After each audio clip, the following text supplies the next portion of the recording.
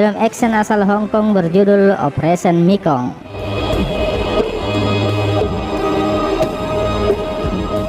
Terinspirasi dari kisah nyata yang dipersembahkan untuk menghormati 13 kru kapal dagang Cina yang tewas mengenaskan di perairan Sungai Mekong.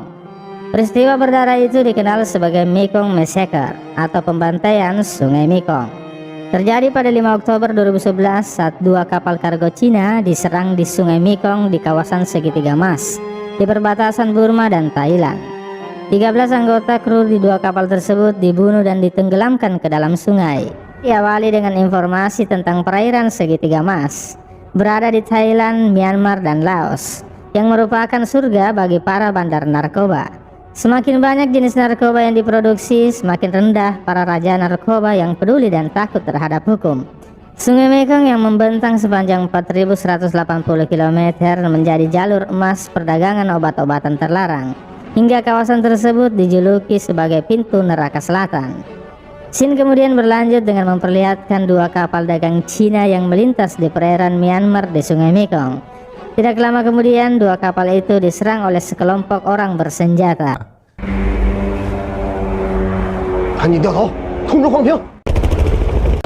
Tidak lama setelah itu pihak kepolisian Thailand mengumumkan bahwa mereka mendapat informasi 2 kapal Cina itu telah dibajak dan terjadi baku tembak antara para pembajak dengan para kru kapal Cina. Namun kemudian mereka berhasil meloloskan diri. Polisi Thailand yang tiba di tempat kejadian itu berhasil mengamankan ribuan bungkus narkotika dari 2 kapal tersebut, sehingga mereka mengklaim bahwa kedua kapal Cina itu adalah bandar narkoba, yang membuat pemerintah Cina terkejut akan temuan itu. 2 hari setelahnya, jam 9 pagi di Sungai Utara Thailand, para warga menemukan 13 jasad para kru kapal Cina itu yang mengapung di sekitar pemukiman penduduk dengan mata tertutup dan tangan terikat serta dipenuhi bekas lubang-lubang tembakan di tubuh mereka.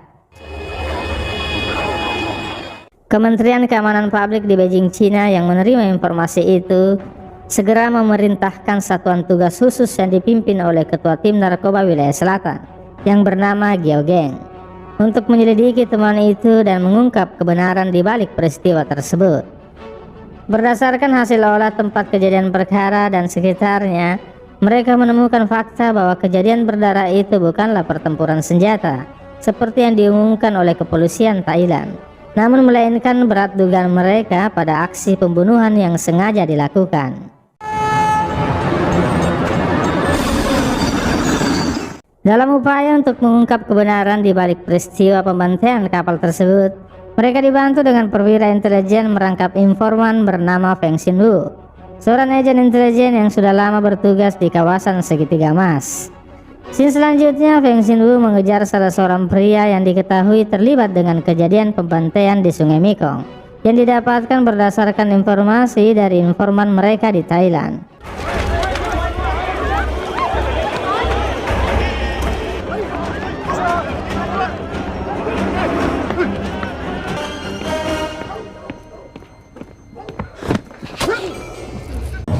Fen kemudian berhasil menangkapnya dan membawanya ke suatu tempat untuk dia interogasi. Di sana dia diberitahu bahwa setelah membunuh para kru kapal, ribuan narkotika yang disita dari 2 kapal Cina itu sebenarnya sengaja disimpan oleh anak buah Nakar, seorang pemimpin kartel narkoba dari Myanmar tapi disegani di Thailand karena dia dikenal bengis dan kejam di kawasan segitiga emas.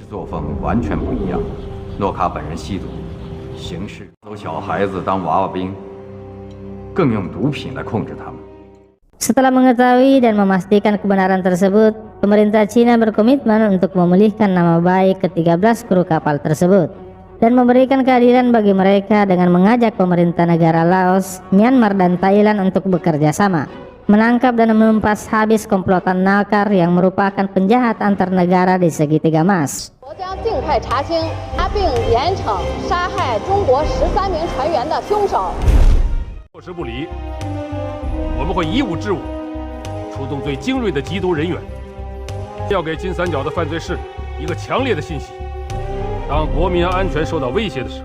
Operation, and our goal is to subdue Nokas Group.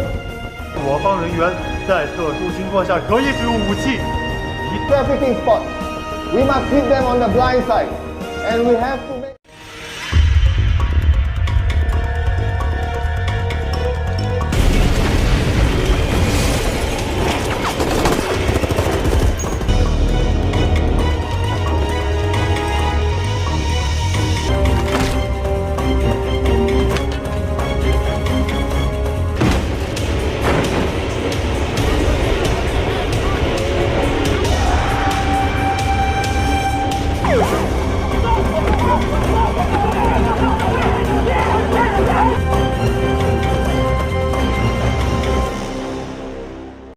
Untuk menghindari Nakar jatuh ke tangan negara lain untuk diadili, maka Gyogeng diperintahkan atasannya untuk menangkap Nakar lebih dulu dengan membentuk tim khusus. Di satu tempat, Nakar dan komplotannya diberitahu oleh seorang utusan dari bosnya yang bernama Sang bahwa 4 negara kini telah bersatu untuk menumpas mereka, dan bos Nakar memintanya untuk sementara waktu menghentikan aktivitas mereka. Namun Nakar justru menentang dan menyatakan tidak takut oleh siapapun. Geng kemudian bertemu dengan Feng di suatu tempat. Di sana Feng memberitahu geng tentang sepak terjang target operasi mereka. Nakar adalah penguasa jalur distribusi narkoba yang disebut segitiga emas, yakni Thailand, Laos, dan Myanmar. Bisnisnya menjadi sangat berkembang karena selain memiliki kemampuan tempur prima, juga dilengkapi persenjataan dan dana yang kuat, yang mengalir ke sejumlah oknum penegak hukum hingga pergerakan mereka sulit untuk ditumpas. Mereka lalu membentuk tim dan mulai memetakan strategi serta target operasi mereka. 冰冰，你带小田负责接应，负责用无人机监控整个地区。如果事情有变，我会通知你开干扰机。我与野牛突击队做支援。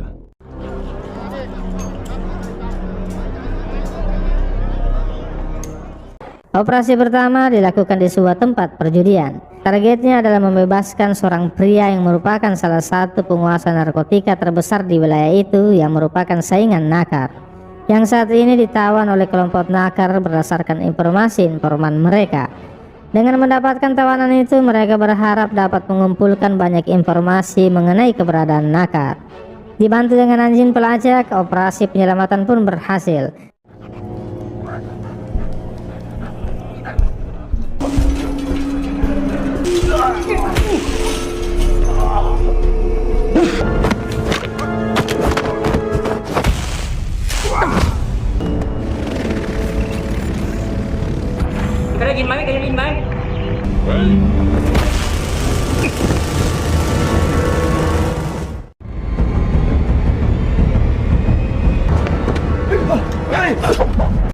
Namun misi mereka ketahuan oleh kelompok Nakar, sehingga pertempuran dan aksi kejar-kejaran pun tak terhindarkan.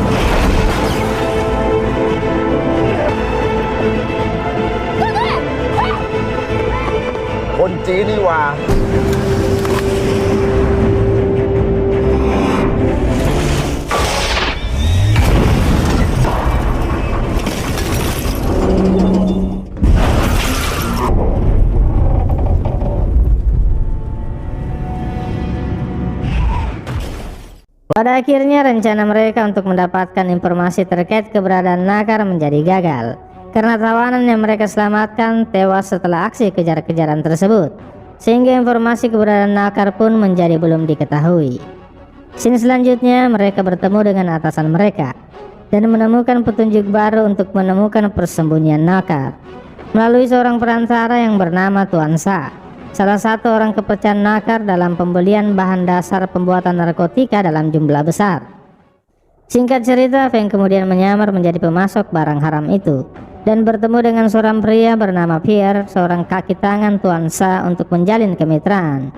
Dan Feng kemudian memperkenalkannya kepada seorang pengusaha kaya raya asal Cina bernama Bos Chien, yang tidak lain adalah geng yang melakukan penyamaran. Tampaknya aksi penyamaran mereka pun berhasil mengelabui Pierre. Pierre kemudian bertemu dengan Tuan Sa dan memberitahunya terkait rencana kerjasama mereka dengan Bos Chien. Tuan Sa saat ini sedang ditahan di penjara Black Saman di lembah segitiga emas. Namun meskipun menjadi tahanan, tampaknya Tuan Sa mengendalikan penjara itu dengan menyogok kepala dan para sipir penjara. Terbukti dengan fasilitas serba mewah yang dia miliki di ruang tahanannya. Tuan Sa kemudian memanggil salah satu kaki tangannya yang bernama Chen Feng, seorang kewarganegaraan Cina, memintanya untuk membantunya bekerja sama dengan pebisnis Cina yang diceritakan Pierre kepadanya. Geng kemudian menyewa kapal pesiar dan para wanita cantik untuk meyakinkan para kelompok Nakar. Setelah bertemu di sebuah klub malam, Tuan Sa kemudian menghubungi Nakar untuk melanjutkan kerjasama mereka.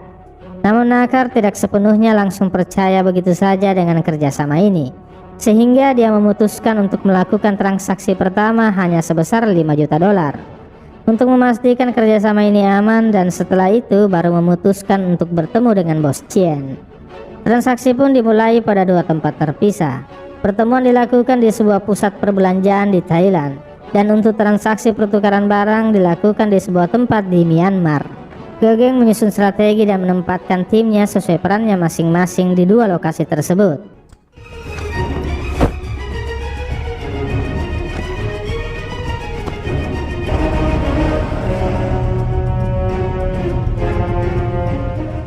Uang transaksi telah dipasangi pelacak GPS oleh tim geng untuk melacak keberadaan kelompok Nakar.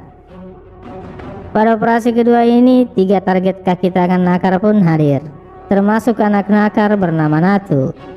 Tim geng yang melacak keberadaan kelompok Nakar melalui GPS tiba di suatu kamar hotel tempat kelompok Nakar berkumpul dan mendengar percakapan mereka.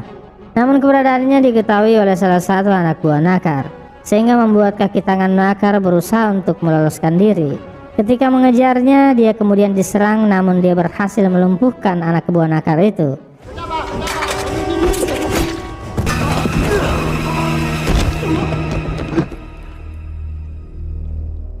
Namun kaki tangan Nakar berhasil meloloskan diri dan memberitahu rekannya bahwa Bos Chien dan timnya adalah polisi. Penyamaran mereka pun ketahuan, sehingga aksi baku tembak dan kejar-kejaran pun kembali tak terhindarkan. 大家注意，拿头有口。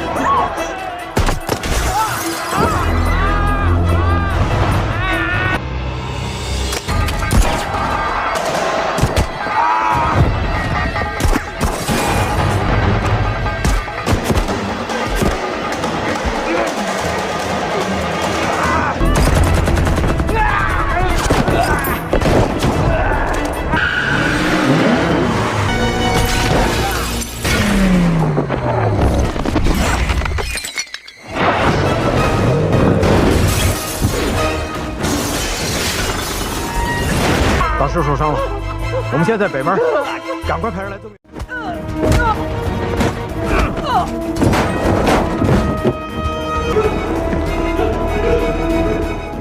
Namun pihak kepolisian Thailand pun datang dan tim geng pun terpaksa harus pergi untuk meloloskan diri. Pada operasi kedua ini, tim geng hanya berhasil menangkap 1 kaki tangan Nakar, sementara putra Nakar dan Chen Feng diamankan oleh pihak kepolisian Thailand. Geng kemudian menyiksa kaki tangan Nakar yang berhasil mereka tangkap dan mendapatkan informasi bahwa pembantaian ke-13 kru kapal dagang Cina itu dilakukan atas perintah Nakar.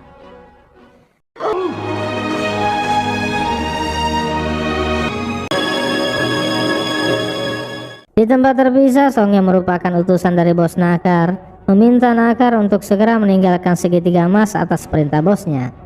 Namun dengan marah, Nakar keberatan karena dia merasa dia adalah penguasa di segitiga emas dan berusaha untuk membunuh Song, namun dicegah oleh rekannya. Singkat cerita, sini kemudian berlanjut pada pengejaran NATO anak Nakar dan Chen Feng yang berhasil meloloskan diri dari ruang tahanan kepolisian Thailand. Pada aksi pengejaran itu mereka berhasil menangkap NATO, dan Feng yang mengejar Chen Feng pun berhasil membunuhnya. Nakar yang kesal dengan aksi Geogeng dan timnya pun melakukan aksi balas dendam dengan mengebom kantor pusat kepolisian 4 negara tersebut.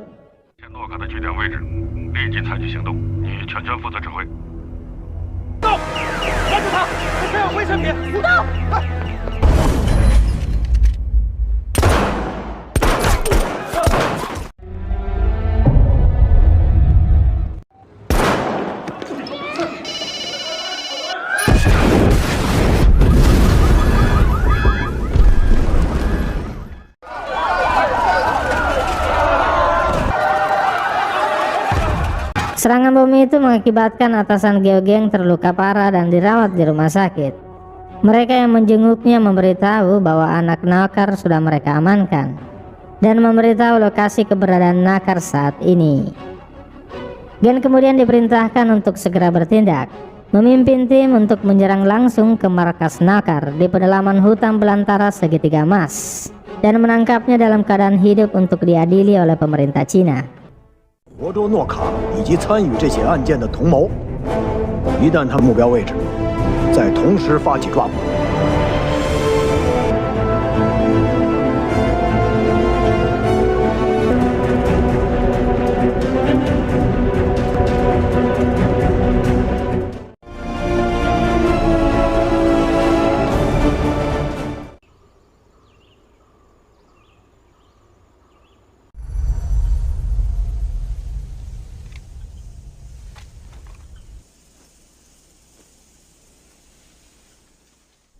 Dalam operasi ini terjadi baku tembak antara tim Geogeng, pasukan Nakar dan pasukan bos Nakar yang juga menginginkan kematian Nakar karena mereka tidak ingin Nakar sampai jatuh ke tangan polisi Cina. 男儿到位，男儿到位。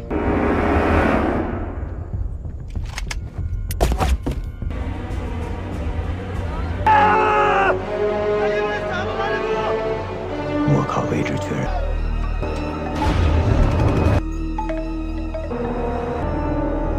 南一报告，发现目标炸毁。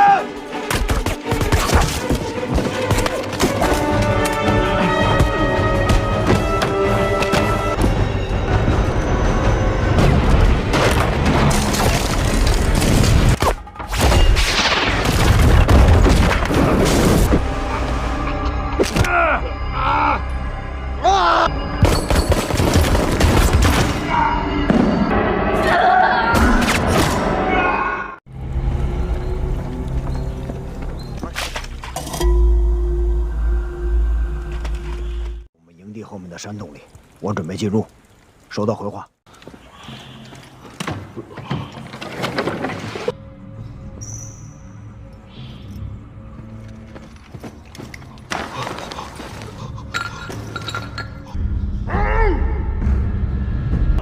我给看我！ 我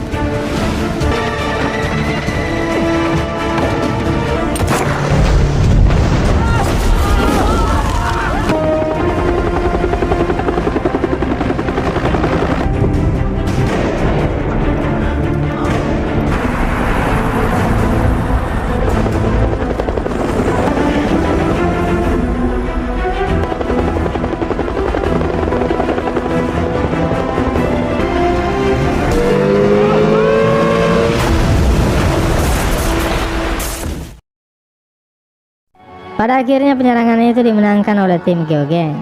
Pada 6 November 2012, Nakar dan bersama dengan 3 kaki tangannya termasuk seorang warga negara Thailand dinyatakan bersalah menyerang 2 kapal kargo Cina yang berkolusi dengan tentara Thailand dan dijatuhi hukuman mati.